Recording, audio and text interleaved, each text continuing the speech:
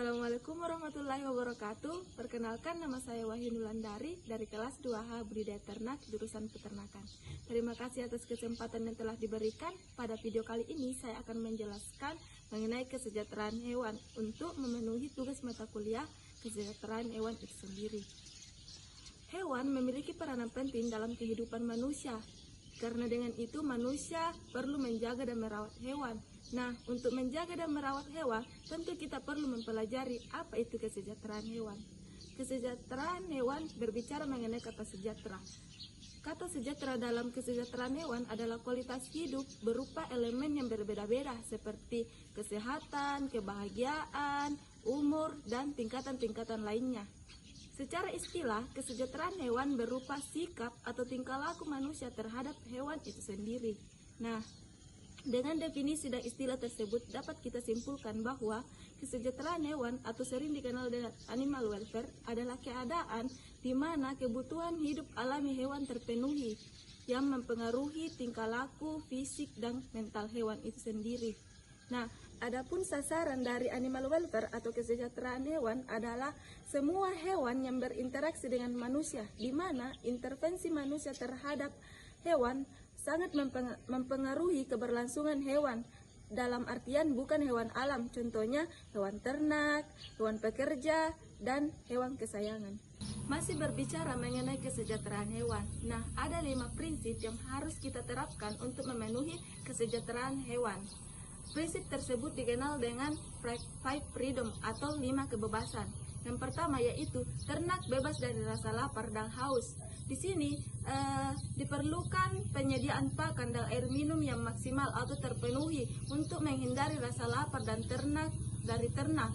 Karena jika hal ini tidak terpenuhi maka akan menimbulkan penderitaan pada ternak.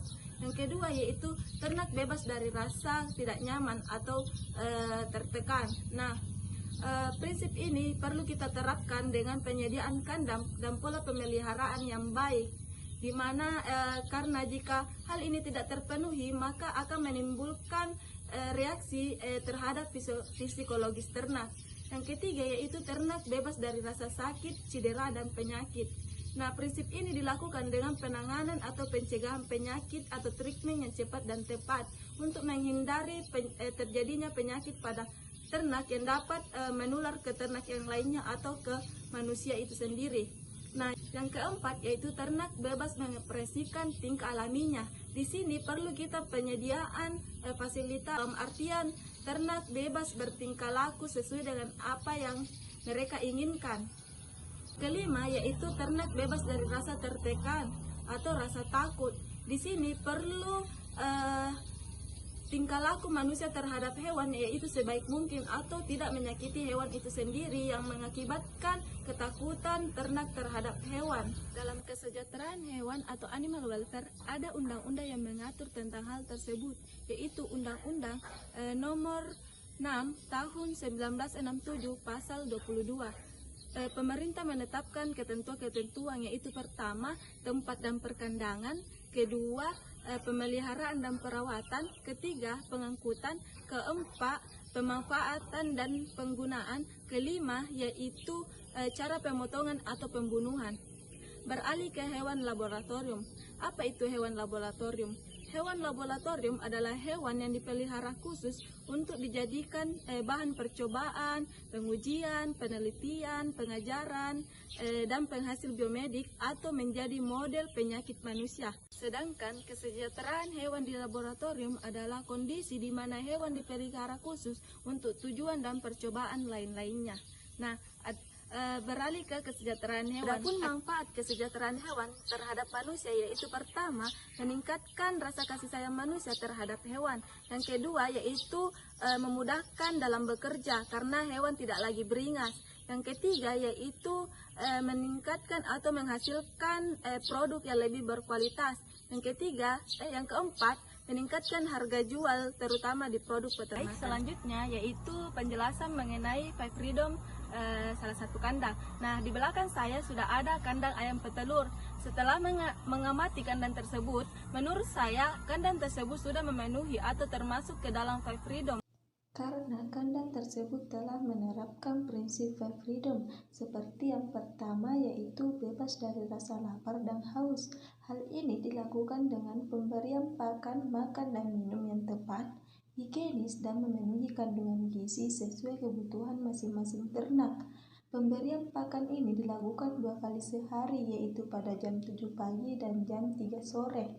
Yang kedua yaitu bebas dari rasa panas dan tidak nyaman karena bentuk atau model kandang yang memudahkan udara masuk dari 2 arah, yaitu dari samping kiri dan kanan.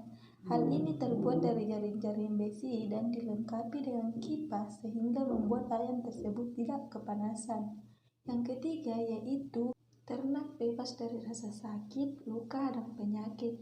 Hal ini karena peternak sigap dalam mengatasi hal tersebut.